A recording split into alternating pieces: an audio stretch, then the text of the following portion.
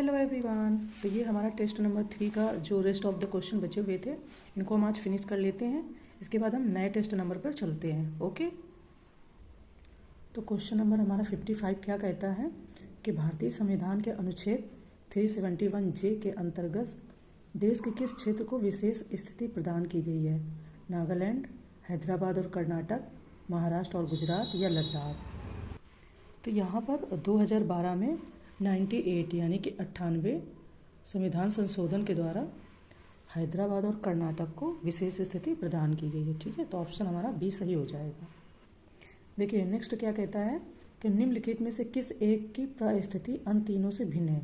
पिछड़ी जाति आयोग, वित्त आयोग, राष्ट्रीय मानवाधिकार आयोग या निर्वाचन आयोग, है ना। तो आपने इनके बारे में सुना ही होगा। तो जो आपका ये पूरे आयोग हैं, जैसे राष्ट्रीय पिछड़ा आयोग ये आपका अनुच्छेद 338 खा में आता है, वित्त आयोग 280 में, निर्वाचन आयोग का आराम से पता है कि 324 में। ये सभी संवैधानिक निकाय है। ठीक है, जो राष्ट्रीय मानवाधिकार आयोग है ये संविधानेतर निकाय है। ओके, तो इसलिए ये इन तीनों से अलग है। चलिए नेक्स्ट, ये कथन और कारण का क्वेश्चन दिया गया है। कथन कहता है कि राज्य वित्त आयोग एक संवैधानिक निकाय है। कारण कहता है कि संघीय वित्त आयोग पंचायतों को वित्तीय सहायता देने के लिए संस्तुति नहीं कर सकता है। तो हमें इनमें से सही कोड का चयन करना है। ओके, देखिए यहाँ पर जो ये कह रहे हैं ना कि संस्तुति नहीं कर सकता है, तो आपको पता है कि 73वें संविधान संशोधन अधिनियम 1992 द्वारा अनुच्छेद 243 आई में मतलब कि वो किया गया था, बदलाव किया गया था। ठीक है, तो उसके हिसाब से जो आपका ये कारण है ना ये यहाँ पर गलत हो जाएगा। मतलब ये इसका कारण गलत है, तो फिर ए सही किंतु आर गलत है। वो संस्तुति कर सकता है। ठीक है, और डिटेल्ड आप PDF में पढ़ लीजिएगा, आपको और अच्छे से समझ में आ जाएगा। ओके, नेक्स्ट क्वेश्चन हमारा कहता है कि भारतीय संविधान के अनुच्छेद 352 के अंतर्गत आपातकाल की घोषणा तभी की जा सकती जब भारत के किसी भाग की सुरक्षा को निम्नलिखित में से खतरा हो: युद्ध के कारण, विदेशी आक्रमण के कारण, सशस्त्र विद्रोह के कारण या आंतरिक उपद्रव के कारण। तो आपातकाल के बारे में आपने पढ़ा ही होगा। हमारे 3 इम्पॉर्टेंट आर्टिकल हैं, तो इनमें केवल आपको डिफरेंस ज़रूर पता रखना है, क्योंकि डिफरेंस की वजह से ना कन्फ्यूजन हो जाती है अगर हमें याद नहीं रहता है। तो देखिए यहाँ पर जो 352 कह रहा है, तो ये आपका भारत के किसी भाग की सुरक्षा को यदि युद्ध अथवा बाह्य आक्रमण के कारण खतरा उत्पन्न होता है तो यहाँ पर आर्टिकल 352 के द्वारा राष्ट्रीय आपातकाल की घोषणा की जा सकती है। और जो आपका आंतरिक उपद्रव, इसको बदल के सशस्त्र विद्रोह में मतलब इसको बदल दिया गया है ना। आंतरिक अशांति को सशस्त्र विद्रोह द्वारा प्रतिस्थापित कर दिया गया है। तो यहाँ पर 1, 2 और 3, 1, 2 और 3। ठीक है, चलिए नेक्स्ट, केंद्र सरकार तथा राज्यों के मध्य आर्थिक संबंधों की विवेचना की गई है। अनुच्छेद, तो यहाँ पर जो केंद्र और राज्य के बीच में संबंध होते हैं वो आपके आर्थिक संबंध है ना। तो आर्थिक संबंध आपके 268 to 281 तक होते हैं। ठीक है, इसके बाद में ये सभी भी सारे कॉलम इम्पॉर्टेंट हैं। आप जब भी टेस्ट सीरीज को सॉल्व करें तो PDF में आप सेंड ही कर देती हूँ। PDF सेंड करने के बाद भी अगर आप अच्छे से वर्क नहीं करते हैं तो इसके लिए आप ही को नुकसान होगा। जैसे कि ये ऑप्शन आपको पता चल गया कि 268 to 281 ये है। इसके बाद में टेस्ट सीरीज का मोस्ट इम्पॉर्टेंट काम क्या होता है कि अगर आपको ये वाला ऑप्शन या ये ऑप्शन या ये ऑप्शन नहीं समझ में आ रहा तो आप इसके नोट्स भी बनाते चले साइड में, है ना। फिजिकल टेस्ट सीरीज का यही फ़ायदा है, पर हर किसी के पास फिजिकल नहीं पहुंच सकती। तो आप ऑनलाइन अगर अटेंड करते हैं तो आप एक कॉपी को रख लें और वहाँ पे क्वेश्चन नंबर डाल दें, जैसे 59 डाल दें। इसके बाद में उसके एक्सप्लेनेशन ऐसे पॉइंटर्स में लिख लें। उसे जब आप बाद में रिवाइज़ करोगे तो आपको बहुत हेल्प मिलेगी। सिर्फ एक ही फॉर्मूला है, टेस्ट सीरीज को जब भी अटेंड करें जो ऑप्शन इसके आपको टफ लग रहे हैं, नहीं आ रहे, उसको जरूर नोट डाउन करें। ओके, देखिए नेक्स्ट क्वेश्चन क्या कह रहा है कि निम्नलिखित में से कौन सा राज्य के उच्च न्यायालय का मुख्य क्षेत्र अधिकार नहीं है। यहाँ पर फिलहाल तो आपको ये देखना कि नहीं है। ठीक है, इसके बाद में ऑप्शन ए कह रहा है कि परामर्श संबंधी क्षेत्राधिकार, प्रारंभिक क्षेत्राधिकार, निरीक्षण का क्षेत्राधिकार या अपीली क्षेत्राधिकार। ठीक है, तो अगर जैसे इसके बारे में हमने बताया तो आप इसको अपनी बुक से आर्टिकल नंबर देख के उसको नोट डाउन कर लीजिए। जितने भी ठीक ठाक चैनल हैं जो अच्छे से सीरियस बच्चों को पढ़ाते हैं वो आपको बहुत अच्छे से UPPCS और RO के लिए एक ही बात कहते हैं कि पहले आप बेसिक बुक्स को पढ़ लीजिए, टेस्ट सीरीज़ को वीकेंड पे आप लगाते रहिए या डेली भी लगाते रहिए और अपनी तैयारी को चेक करते रहिए, ठीक है। कोई शॉर्टकट नहीं है, कोई इसका फॉर्मूला नहीं है। जब तक आप प्रैक्टिस खूब नहीं करेंगे दबा के तो नहीं आएगा। एक बात ज़रूर है कि मुझे भी ये चीज़ नहीं पता थी कि टेस्ट सीरीज़ में जो क्वेश्चन हमें नहीं समझ में आ रहे हैं या हमको उसके बारे में हमने नहीं सही से ध्यान दिया तो उसके नोट्स भी बना लेने चाहिए। जैसे घटना चक्र में साइड में नोट्स टाइप से दे देते हैं ना, उस तरीके से टेस्ट सीरीज़ के अगर आप छोटे छोटे नोट्स बनाते जाएंगे, उन्हें दोबारा रिवाइज कर लेंगे तो आपके क्वेश्चन नहीं रुकेंगे। हाँ, 150 या 100 या 60 जितने नंबर का पेपर होता है, पूरे तो नहीं होंगे, उसमें से कुछ परसेंट तो छूट जाएंगे। 10-5 क्वेश्चन हर किसी को ऑब्वियसली नहीं आते हैं, पर फिर भी आपका स्कोर बढ़िया हो जाएगा, ये ज़रूर है। तो ये मैं भी कहूँगी, मैं मानती हूँ और मैंने ये एक्सपीरियंस किया है और मेरा एक्सपीरियंस ये कहता है कि ऐसा कर लेना चाहिए। हमारी तैयारी अच्छी हो जाती है, टाइम कम बर्बाद होता है, वरना वैसे टाइम बहुत बर्बाद होता है, ठीक है। मुझे बहुत ज़्यादा बताना ठीक नहीं लगता है, आप उतना उतना करते जाइए तो आपका अच्छे से होता जाएगा, ठीक है। ऑप्शन ए यहाँ पर हो जाएगा, परामर्श संबंधी क्षेत्राधिकार। अब ये आपका भारत के संविधान के अनुच्छेद 143 के अनुसार परामर्श संबंधी क्षेत्राधिकार केवल सर्वोच्च न्यायालय को प्राप्त है, ठीक है। यहाँ पर क्या पूछ रहे हैं कि कौन सा राज्य के उच्च न्यायालय, राज्य का उच्च न्यायालय, इसके बारे में पूछ रहे हैं, तो नहीं है। तो परामर्श संबंधी क्षेत्राधिकार सर्वोच्च न्यायालय को है, उच्च न्यायालय को नहीं है, ठीक है। अगर है पूछा जाता तो फिर दूसरा यहाँ पर आंसर बदल जाता, ओके। देखिए नेक्स्ट क्वेश्चन कहता है कि निम्नलिखित कथनों पर विचार कीजिए तथा नीचे दिए गए कोड से अपना उत्तर चुनिए। राज्यपाल को उच्च न्यायालय के न्यायाधीश की नियुक्ति का अधिकार नहीं है, ये विधानमंडल का हिस्सा नहीं है, उन्हें विधान परिषद में कुछ सदस्यों को मनोनीत करने का अधिकार है, उनके पास कोई न्यायिक शक्ति नहीं है, ठीक है। तो यहाँ पर कौन सा से सही है ये हमें ध्यान देना है। पहली बात तो आपको पता है कि उनके पास कुछ है, लघुकरण की शक्ति है ना, आपने पढ़ा होगा राज्यपाल के बारे में। तो क्षमा की शक्ति है कुछ मामलों में, ठीक है, और निलंबन की शक्ति है, परिहार की शक्ति और लघुकरण जैसे मैंने बताया, तो कुछ मामलों में, सब में नहीं। तो उस तरीके से मनोनीत करने का आपको पता ही है कि राज्य विधान परिषद में 6 लोगों को 6 सदस्यों 6 क्षेत्रों से सदस्यों को मनोनीत करने का अधिकार है, ठीक है, ये तो आपको पता है। राज्यपाल को नियुक्त करने का अधिकार नहीं है, यहाँ पर ये दे रहे हैं। तो आप जब उसको डिटेल से पढ़े होंगे तो आपको यहाँ पर ऑप्शन तुरंत ही मिल गए होंगे, ठीक है। 1 और 3 सही है, ये यहाँ पर शक्ति नहीं है, ये गलत हो जाएगा, ठीक है। चलिए नेक्स्ट चलते हैं। किस कानून के अंतर्गत यह विहित है कि भारत के उच्चतम न्यायालय की संपूर्ण कार्यवाही अंग्रेजी भाषा में होगी। देखिए ऑप्शन ए क्या कह रहा है, उच्चतम न्यायालय कानून 1966 द्वारा। सेकेंड ऑप्शन भारतीय संविधान के अनुच्छेद 145 द्वारा। सी संसद द्वारा बनाए गए विधेयक द्वारा। या डी ऑप्शन भारतीय संविधान के अनुच्छेद 348 द्वारा, ठीक है। तो ऐसा कहाँ कहा गया था कि इसकी जो कार्रवाई होगी वो अंग्रेजी में होगी। तो भारतीय संविधान के अनुच्छेद 348 में उच्चतम न्यायालय और उच्च न्यायालय के प्रयोग में आने वाली भाषा के संबंध में उपबंध किया गया है, ठीक है। और जब तक संसद विधि द्वारा अन्यथा उपबंध मतलब कोई नया नियम ना करे तब तक उच्चतम न्यायालय और प्रत्येक उच्च न्यायालय बोले तो जो हाई कोर्ट होते हैं जो राज्यों के होते हैं, ठीक है, तो न्यायालय में सभी कार्रवाई अंग्रेजी भाषा में होगी। तो ये आपका ऑप्शन डी है, पर इसकी डिटेल चीज़ें और पढ़ लेना। ये क्वेश्चन आपका यूपी पीसीएस में आ चुका है, उसके पहले भी आ चुका है। तो मैं ये फटाक से टेस्ट सीरीज़ ख़त्म करती हूँ 3-4 दिन के अंदर। इसके बाद में मैं आपको घटना चक्र के जो पिछले 20 साल के क्वेश्चन आए हैं मैं उसको उसकी सीरीज़ करवा दूंगी, ताकि आपको आइडिया भी लग जाएगा और पता भी हो जाएगा कि क्वेश्चन किस तरीके से बनते हैं, क्या क्या बनते हैं, और रिपीटेड क्वेश्चन तो आपको खुद ही पता चल जाएंगे, ठीक है। चलिए नेक्स्ट देखिए, यहाँ पर क्वेश्चन है, समान फोकस दूरी वाले कांच के 2 लेंस जिनमें एक उत्तल तथा दूसरा अवतल लेंस है एक दूसरे से सटाकर रखे गए हैं, इस युग्म का व्यवहार होगा। ऑप्शन ए अभिसारी लेंस की भांति, ऑप्शन बी अपसारी लेंस की भांति, ऑप्शन सी कांच की समतल चादर की भांति, या ऑप्शन डी दर्पण की भांति, ठीक है। तो जो ये पूछ रहे हैं, तो अभिसारी लेंस की फोकस दूरी धनात्मक तथा अपसारी लेंस की फोकस दूरी ऋणात्मक होती है, ठीक है। तो इसलिए आपका ऑप्शन सी हो जाएगा। नेक्स्ट, निम्नलिखित कथनों पर विचार कीजिए। हृदय अपश्रव्य आवृत्ति पर कंपन करता है। ऑप्शन सेकेंड, ध्वनि की गति गैस में द्रव ठोस की तुलना में अधिक होती है।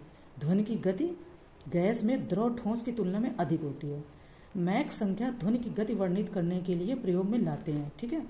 ऑप्शन 4, पराश्रव्य ध्वनि की आवृत्ति 20,000 हर्ट्ज से अधिक होती है। अब हमें यहाँ पर आंसर बताना है कि जो ये चारों ऑप्शन हमने अभी पढ़े इनमें से कौन सा से सही होंगे। ठीक है। तो ध्वनि की गति ठोस में सर्वाधिक होती है, निर्वाह में ध्वनि का संचरण नहीं होता है। ठीक है।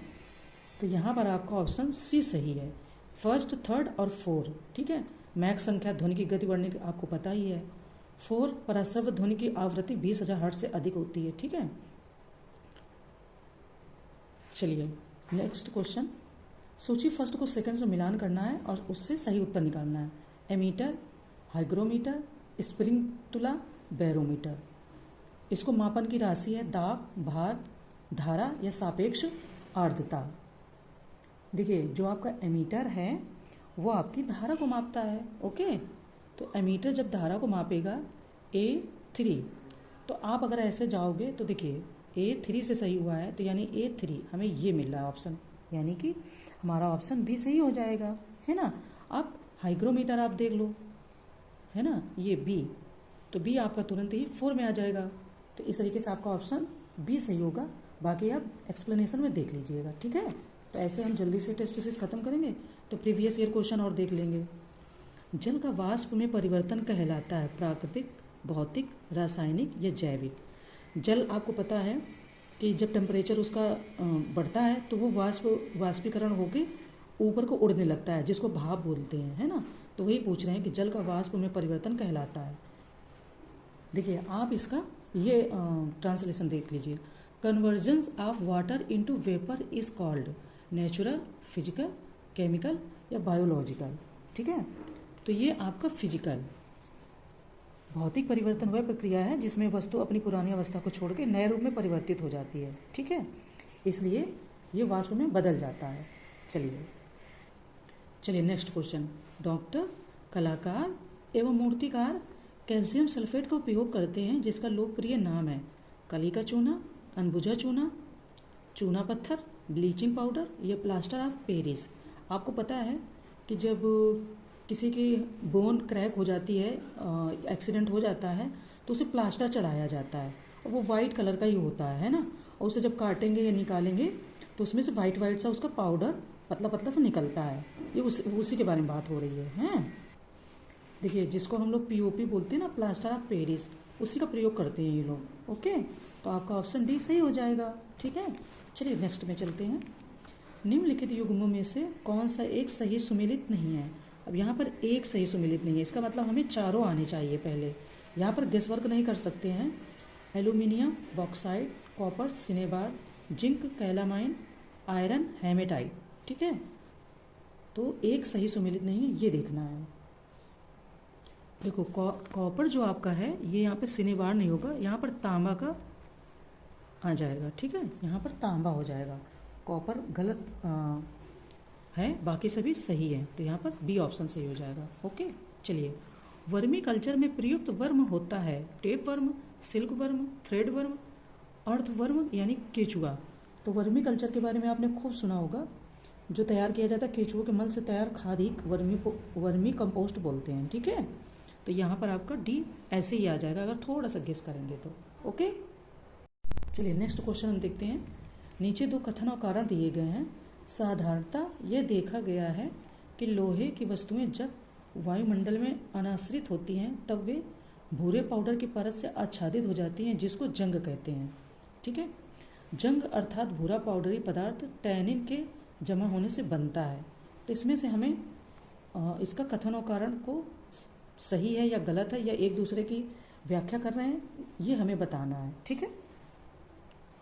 देखिए पहली बात तो जो लोहे की वस्तुएं जब वायुमंडल में ऐसे छोड़ी जाती है तो भूरे पाउडर की परत से जो बनते हैं उसको जंग कहते हैं। ये आयरन ऑक्साइड की परत होती है। ठीक है। टैनिन का जंग लगने की प्रक्रिया से कोई संबंध नहीं है। जो ये कह रहे हैं,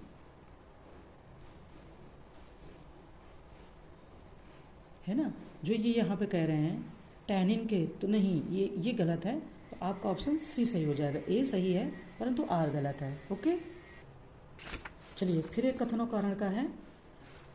मरुस्थलीय पौधों के जड़ तंत्र काफ़ी लंबे होते हैं कारण मृदा का उच्च तापमान जड़ विकास को प्रोत्साहित करता है। इसका मैं ट्रांसलेशन दूसरा दिखा देती हूँ, ऐसे मरुस्थली आई थिंक ना समझ में आए तो मैं उसका ट्रांसलेशन दिखाती हूँ, ठीक है।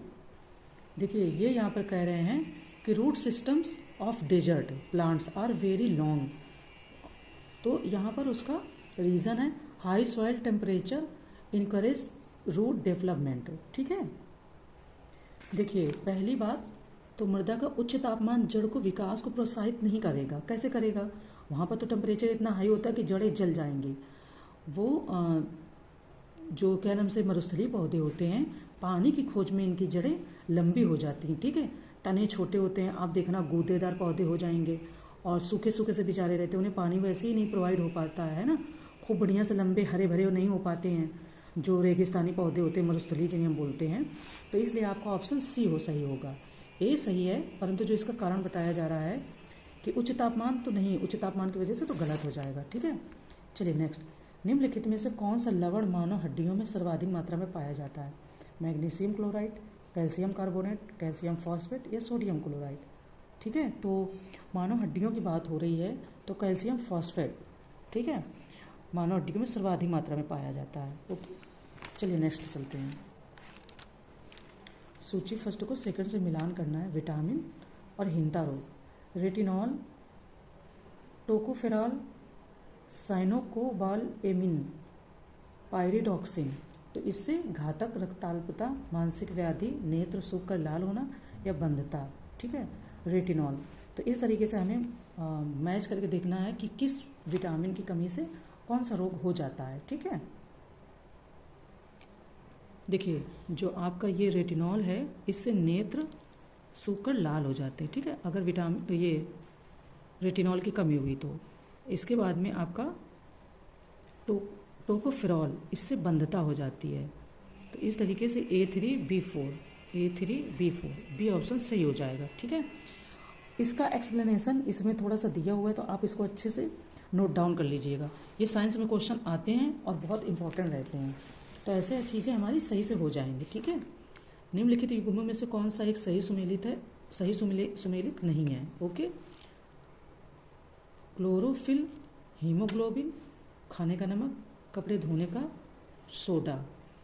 तो आपको पता ही है कि आयरन की कमी से हीमोग्लोबिन, तो इसमें एक गलत है, एक सेकेंड। देखिए अगर हम ऐसे ही थोड़ा सा ध्यान दें तो अगर आयरन की कमी, हीमोग्लोबिन ये हो गए, क्लोरोफिल मैग्नीशियम ये भी हो गया, खाने का नमक सोडियम पता ही है, कपड़े धोने का साबुन पोटेशियम नहीं हुई, ये सोडियम कार्बोनेट होता है, ठीक है। ये यहाँ पर ये गलत हो जाएगा। ओके, चलिए नेक्स्ट, मानव मस्तिष्क के बारे में निम्नलिखित कथनों पर विचार कीजिए। मस्तिष्क हृदय गति को नियंत्रित करने के लिए उत्तरदायी है, यह शरीर के संतुलन के लिए उत्तरदायी है, ये हृदय गति को नियंत्रित करने के उत्तरदायी है, और यह शरीर के संतुलन के लिए भी उत्तरदायी है, ठीक है। तो यहाँ पर हमें दोनों फर्स्ट तथा सेकंड दोनों सही है। ओके, सही उत्तर चुनना है तो दोनों सही है। चलिए नेक्स्ट, तृतीय प्रतिजन डीपीटी बच्चों को दी जाती है बचाव के लिए। रोहिणी पोलियो चेचक से, पोलियो रोहिणी टिटनेस से, चेचक कुकर खांसी टिटनेस से, या रोहिणी कुकर खांसी या टिटनेस से, ठीक है। तो बच्चों को तो ये दिया जाता है, तो ये आपका डी हो जाएगा, यानी कि जो बच्चे होते हैं उसमें डिप्थीरिया, काली खांसी, जिसे कुकुर खांसी लिख दिया गया है वो काली खांसी, तथा टिटनेस से बचाव के लिए डीपीटी का जो इंजेक्शन है या जो टीका है वो दिया जाता है बच्चों को, ठीक है। चलिए, निद्रा रोग है ना, स्लीपिंग सिकनेस नामक रोग होती है विटामिन ए की कमी से, शरीर में कैल्शियम की कमी से, रक्तचाप बढ़ने से, या ट्रिपैनोसोमा नामक एक कोष की जीव से। तो निद्रा रोग जो होता है, स्लीपिंग सिकनेस, ये अगर आपने पढ़ा ही होगा तो ये आपका ट्रिपैनोसोमा नामक एक कोष की जीव से होता है, ठीक है, निद्रा रोग। इस जीव का वाहक व द्वितीयक पोषक सीसी नामक मक्खी है, ठीक है, तो जो तंत्रिका तंत्र को प्रभावित करती है। चलिए नेक्स्ट क्वेश्चन पे चलते हैं। निम्नलिखित युग्मों में से कौन सा एक सही सुमेलित नहीं है? अब यहाँ पर भी एक सही सुमेलित नहीं है पूछ रहे हैं। अमीर खुसरो, एटा, मिर्ज़ा गालिब, आगरा, जोश, मलिहाबाद, राम प्रसाद बिस्मिल, प्रयागराज।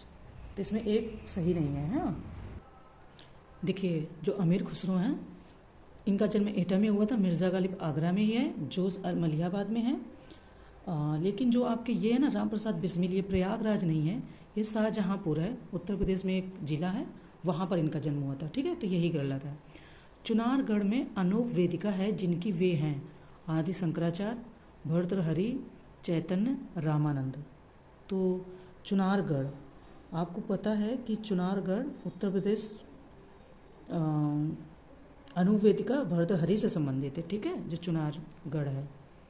चलिए नेक्स्ट क्वेश्चन देखिए। नेक्स्ट क्वेश्चन कह रहे हैं कि यूपी को समय समय पर दिए गए नामों को संबंधित वर्षों से सुमेलित करें तथा कूट की सहायता से उत्तर प्राप्त करें। ठीक है, उत्तरी पश्चिमी, आगरा एवं अवध का संयुक्त प्रांत या उत्तर प्रदेश। ठीक है, तो कब किसको क्या नाम दिया गया वो हमें बताना है। ठीक है, देखिए अगर आप ऐसे जाओगे कि सबसे लास्ट में उत्तर प्रदेश कब नाम पड़ा, तो ये पड़ा आपका 1950। ठीक है, D1, वैसे तो D1 यहाँ हर जगह ही आ रहा है। आगरा एवं अवध का संयुक्त प्रांत B3 D1, तो आपका B3 और D1 आई थिंक C हो जाएगा। ठीक है, इसका ऑप्शन C सही हो जाएगा। चलिए, उत्तर प्रदेश के निम्नलिखित नगरों में से किस एक में नगर निगम नहीं है? अलीगढ़, बस्ती, मुरादाबाद, सहारनपुर। ठीक है, यहाँ पर नगर निगम नहीं है, वो ये पूछ रहे हैं, तो ये आपका ऑप्शन बी सही हो जाएगा। बस्ती में आपको पता हो उत्तर प्रदेश में वर्तमान में 17 नगर निगम है। ठीक है, तो उसकी डिटेल आप यहाँ से PDF से पढ़ लीजिएगा। उत्तर प्रदेश राज्य पर्यटन विकास निगम लिमिटेड की स्थापना की गई थी। ये भी 1-2 क्वेश्चन आराम से आ जाते हैं, तो 1974 में। ठीक है, उत्तर प्रदेश में मान्यता प्राप्त स्टॉक एक्सचेंज है लखनऊ में, कानपुर में, वाराणसी में या गाजियाबाद में। ठीक है, तो ये कानपुर में है स्टॉक एक्सचेंज। ठीक, उत्तर प्रदेश के निम्नलिखित नगरों का भौगोलिक क्षेत्रफल की दृष्टि से सही अवरोही क्रम क्या है? यानी घटते से बढ़ते, शायद बढ़ते से घटते हुए, तो अवरोही क्रम बताना है, डिसेंडिंग ऑर्डर। ठीक है, हाँ देखिए, जब असेंडिंग ऑर्डर होता है तो जो छोटा फिर बड़ा। ठीक है, तो वैसे आपका यहाँ पर जो सबसे बड़ा पहले वो आ जाएगा राज्य, वो आ जाएगा आपका वाराणसी। इसके बाद में आपका आएगा गौतम बुद्ध नगर, बागपत। तो इस तरीके से आपका डी ऑप्शन सही हो जाएगा। ठीक है, 84 का डी हो जाएगा सही। चलिए नेक्स्ट क्वेश्चन पे चलते हैं। सेंसस 2011 के अनुसार उत्तर प्रदेश की साक्षरता दर में 2001 से 2011 तक वृद्धि की गई है। तो अभी तो यही सेंसस चल रहा है, इसलिए हमें इसे ही पढ़ना पड़ेगा, 11.45। चलिए, सूची फर्स्ट को सेकंड से मिलान करें तथा नीचे दिए गए कोड की सहायता से उत्तर चुनें। Sonbhadra non plastic fire clay, Prayagraj तांबा, ललितपुर शीशे वाली बालू या मिर्जापुर चूने का पत्थर। तो हमें इसमें मिलान करना है। ठीक है, देखिए अगर आप यहाँ पर केवल 1 या 2 ऑप्शन ही आपको याद है ना, तभी आपका क्वेश्चन टैकल हो जाएगा। ललितपुर में तांबा पाया जाता है। ठीक है, और शीशे वाली बालू प्रयागराज में पाई जाती है। तो अगर आप B3 और C2 जाएंगे, B3 C2, ठीक है, 3 तो यहाँ भी है पर, तो B ऑप्शन सही हो जाएगा। ठीक है, बाकी आप खुद मिला लीजिएगा और आपको पता भी चल जाएगा। लाल मिट्टियाँ पाई जाती हैं जनपद आगरा तथा मथुरा में, एटा तथा मैनपुरी में, मिर्जापुर तथा झांसी में या सीतापुर तथा बाराबंकी में। लाल मिट्टियाँ। ठीक है, देखो अगर आपने ज्योग्राफी में ध्यान दिया होगा तो जो लाल मिट्टियाँ हैं ये झांसी, मिर्जापुर एवं सोनभद्र के उत्तरी पठारी भागों में पाई जाती हैं, ऊपरी। ठीक है, तो जो ऊपरी पठारी भाग हैं तो वो अगर यहीं पर झांसी भी होता है, मिर्जापुर, झांसी और तथा सोनभद्र। ठीक है, तो इन 3 जगहों पे पाई जाती हैं। निम्नलिखित में से कौन से जनपद मध्य गंगा नहर से लाभान्वित हुए हैं? आगरा, मथुरा, अलीगढ़, हाथरस। तो हमें इसमें कौन सा ऑप्शन सही है ये बताना है। तो ऊपरी गंगा नहर से आपके ये ऑप्शन सही हो जाएगा, 2, 3 और 4। चलिए नेक्स्ट, निम्नलिखित नदियों में से कौन सी एक उत्तर प्रदेश से होकर नहीं गुजरती? गंगा, यमुना, रामगंगा, झेलम। ठीक है, देखो ऐसे ही ऑप्शन आ जाएगा। झेलम आपकी पाकिस्तान को निकल जाती है, वो इधर कहीं आती ही नहीं है, तो ऐसे ही आपको पता चल जाएगा, इसमें कोई दिमाग लगाने वाली बात ही नहीं है ना। चलिए नेक्स्ट ऑप्शन। तो देखिए नेक्स्ट क्वेश्चन क्या कह रहा है कि सूची फर्स्ट को सेकंड से सुमेलित करें तथा नीचे दिए गए कोड की सहायता से सही उत्तर का चयन करना है, ठीक है। ये नगर हैं और ये हवाई अड्डे हैं। लखनऊ, बाबतपुर, वाराणसी, खेरिया, कानपुर, अमौसी, आगरा, चकेरी। तो ये नॉर्मल है आपका। वैसे भी जो कानपुर है ये इधर हो गया आपका, वाराणसी आपका ये हो गया, लखनऊ आपका ये हो गया, है ना।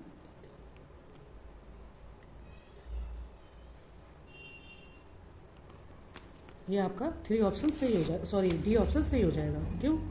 क्योंकि फिर आगरा खेरिया बचता है, ठीक है। तो D2 है ना, D2 C4 और B1 वाराणसी बाबतपुर। तो इस तरीके से ऑप्शन डी सही हो जाएगा, ठीक है।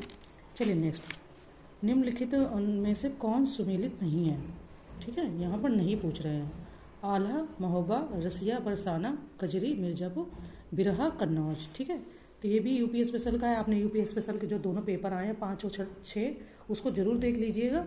उससे आपको बहुत हेल्प मिलेगी, उससे आइडिया मिलेगा कि क्या क्या यूपी के बारे में पढ़ना चाहिए, योजनाएं पढ़नी चाहिए, करंट को कितना ध्यान देना चाहिए, बहुत वो हेल्प करेगा।